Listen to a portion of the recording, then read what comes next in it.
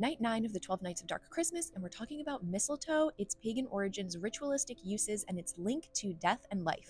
Again, not quite as dark as Krampus or Grilla or some of the other legends that I covered, but mistletoe does have an interesting history. Let's get into it. Mistletoe is sometimes referred to as a parasite of life or parasite of life, death, and fertility. Mistletoe is older and has slightly darker connotations than its romantic reputation today. Druids called it an all-heal, and they would harvest it with golden sickles during the winter solstice. It grew high up in sacred oak trees, feeding parasitically from the tree's life force. Oftentimes, a tree would die, and the mistletoe that had been feeding off of it would remain green and alive for some time. To the Celts, mistletoe represented fertility and vitality, immortality because of how green it stayed even after the tree it was feeding on had already died, resurrection, and the union of opposites. For example, a tree and a parasite, or life and death. Kissing under mistletoe actually began as a fertility rite, not the romantic gesture that we see it as today. It also protected against evil spirits, lightning, and poisoning, which is ironic considering some types of mistletoe can be poisonous. We'll go back to this image for a moment. You can see on the text down here, it says Druids are